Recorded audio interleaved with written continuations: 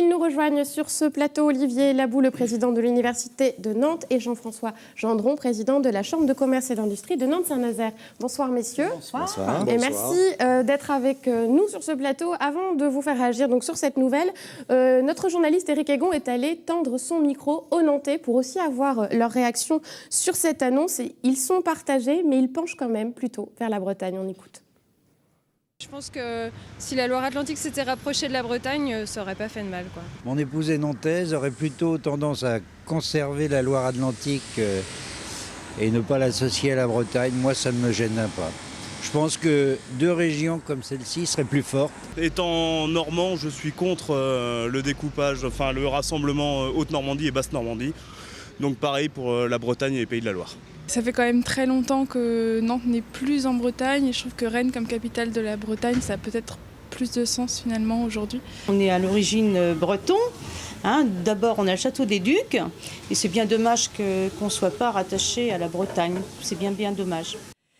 Alors Jean-François Gendron, Olivier Labou, on a entendu les gens dans la rue réagir à l'annonce finalement de ce statu quo, comme le disait Anne-Lise. On ne touche pas au Pays de la Loire, on ne touche pas à la Bretagne. Est-ce que pour vous, on vient de rater une occasion importante en ne fusionnant pas finalement ces deux régions? Allez-y. Saisissez-vous. Jean-François Gendron, donc président de la CCI Nantes-Saint-Nazaire. Vous parlez au passé, j'ai encore un peu d'espoir. J'ai un espoir, le premier, c'est que cette réforme aille jusqu'au bout. Ce qui n'est pas forcément sûr. Oui, on a connu des précédents de réformes avortées. Donc j'espère qu'elle va aller jusqu'au bout. Et j'espère que nos élus à l'Assemblée nationale et au Sénat vont avoir l'intelligence d'aller plus loin en ce qui concerne nos deux régions, Bretagne et Pays de la Loire, et d'en faire qu'une.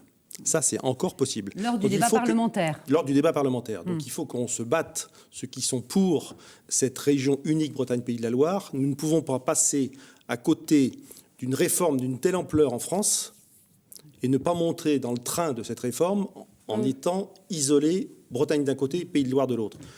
Je reviendrai peut-être sur le territoire économique pertinent, mais je... Oui, sur les enjeux. Olivier Labou, un peu même déception ce matin en découvrant cette carte, ou dès hier soir d'ailleurs peut-être. Ah oui, une déception, on a d'abord eu une inquiétude hier, de voir un rattachement avec une région... Poitou-Charentes, c'est vrai que ça a été évoqué, c'était la rumeur d'hier après-midi. Nous-mêmes avons rebondi dessus. L'information était officielle quasiment. Le lundi après-midi, on a cru que c'était pratiquement un canular parce que ça n'a pas de sens au niveau universitaire.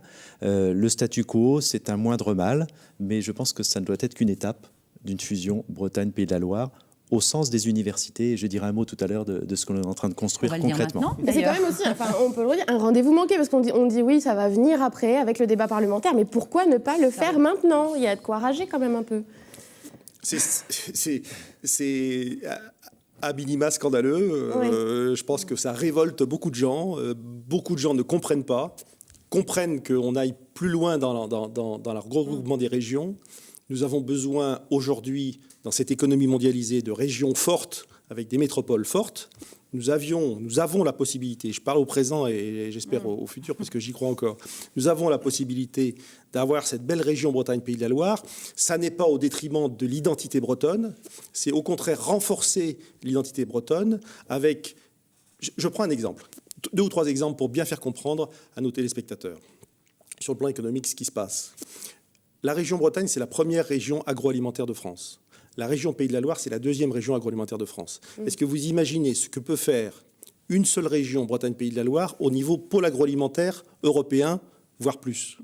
Alors qu'aujourd'hui, en Bretagne, il y a d'énormes problèmes sur la filière porcine, sur un certain nombre de domaines dans l'agroalimentaire. Et je pense que la Bretagne et la région Bretagne, et M. Le Drian le premier, devrait y penser, aurait besoin du renfort des Pays de la Loire pour être plus fort et exister encore demain. Votre propos, c'est de dire on est plus fort à plusieurs. Dans le milieu universitaire, c'est un petit peu la même réflexion. Et d'ailleurs, déjà, des constructions sont en cours entre les différentes universités. Il y a un grand projet, vous l'avez annoncé dernièrement, d'université Bretagne-Loire. Donc ça, c'est en marche en réalité. On peut parler concret parce qu'il y a des débats philosophiques, mais concrètement, une loi est parue en juillet 2013 incitant les universités à se regrouper. Donc on n'a pas attendu la réforme territoriale et les universités des Pays de la Loire et de Bretagne, toutes, ont décidé de s'associer, de faire un regroupement avec les écoles qui le souhaitent et avec les organismes de recherche, le CNRS, l'INSERM, l'INRA et ainsi de suite.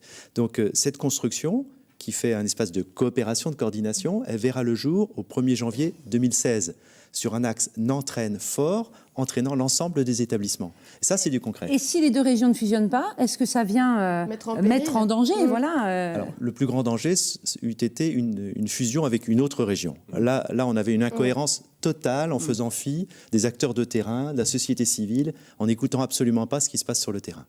Là, actuellement, on a une phase que je souhaite transitoire, qui permettra à terme d'avoir une fusion entre les deux régions où il y a beaucoup d'intérêt sur la formation, sur la recherche, sur l'innovation. Je rappelle que l'innovation, elle vient de la recherche. Cette innovation, c'est pour l'emploi des jeunes, c'est pour la différenciation des entreprises. On va être d'accord, bien évidemment. Et c'est pour cette raison que vous avez sollicité un président d'université. Je pense qu'il y a quelques années, ça n'aurait jamais été le cas.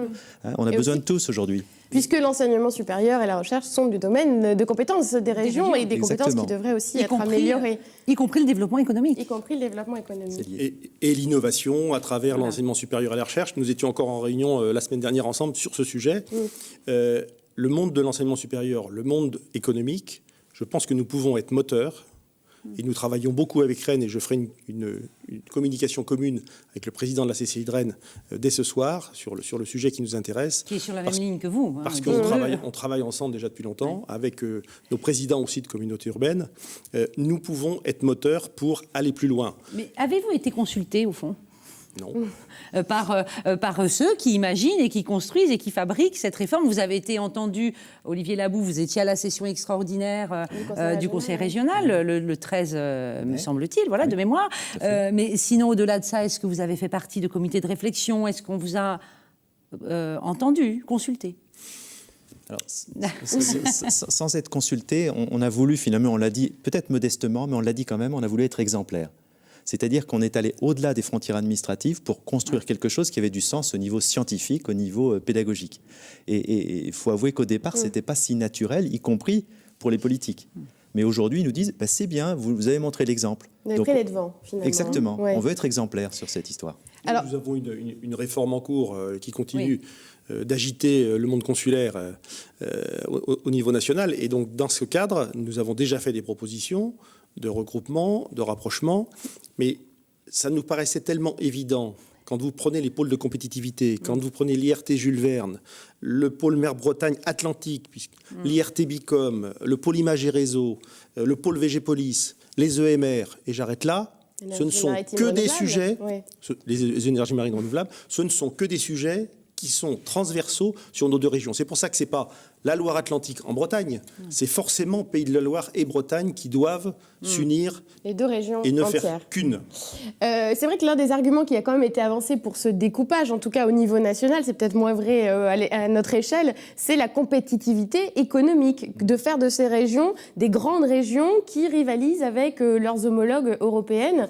Bon, là, on a loupé le coche aussi, parce que... Avec ce statu quo, on n'y est pas. C'est ce que je vous disais en introduction. Et dans le cadre de la réforme territoriale, les métropoles ont déjà un certain nombre de compétences, les 12 plus 2 métropoles françaises, dont bien évidemment Nantes et Rennes. Les régions vont avoir encore plus de compétences, normalement, dans la réforme qui est en cours, donc sur le plan économique. Donc, si nous avons quelques grandes régions très fortes en France et que nous restons avec nos deux régions, Bretagne et Pays de la Loire, j'ai très peur que ce soit très difficile pour demain. C'est la même réflexion au niveau de l'enseignement supérieur et de la recherche. Les universités, les écoles, les organismes se regroupent. Il faut penser que depuis 30 ans, on est à l'écart de ce qui se passe au niveau universitaire. Nantes plus Rennes, qui sont quand même les deux forces moteurs, à L2 sont plus petites qu'un bon nombre de villes en France. Nous sommes en concurrence avec 89 aires identiques en Europe. Donc si on ne s'associe pas, si on ne coopère pas, on n'existera pas dans le paysage européen. Donc là, il y a il y a une déception qui est importante, une inquiétude, vous l'avez dit. Est-ce qu'il y a une cassure entre ce qu'on pourrait définir comme le monde politique et le monde des acteurs de terrain que vous êtes, chacun dans votre domaine. Est-ce que là, il y a quand même un petit fossé qui se creuse? Le monde politique, ça dépend lequel, puisque si on prend la région Pays de la Loire, je pense que ils diraient ou ils diront à peu près la même chose que nous. Donc l'État, en fait. C'est plutôt avec l'État où là, il y a... Et puis des manœuvres politiciennes de certains qui sont dans le gouvernement aujourd'hui et qui veulent sans doute se représenter demain et qui ont peur d'une grande région. Eh bien, oui, un dernier mot peut-être. On a la chance d'avoir un jeu à la nantaise très particulier avec les collectivités et l'ensemble des acteurs. Il faut le souligner, notamment pour le rattrapage de notre région en termes d'enseignement supérieur. Et il faut garder cette complicité entre nous. Il faut que le jeu à la nantaise se répande. Exactement. En Bretagne. Exactement. Je répète, excusez-moi, j'ai quand même l'espoir, si nous nous battons, et nous sommes plusieurs politiques et acteurs de la société civile à penser cela, que si nous nous battons, il y a encore un espoir pour que ces deux régions fusionnent, plutôt que nous ayons un démantèlement de la région Pays de la Loire, en je ne sais trop quoi. Personne ne veut ici. Dont personne ne veut. Justement, Merci beaucoup à vous deux. Puisque nous allons recevoir tout de suite les acteurs politiques. On va voir quel est leur avis sur la question. Merci beaucoup d'avoir été avec nous. Merci. Merci.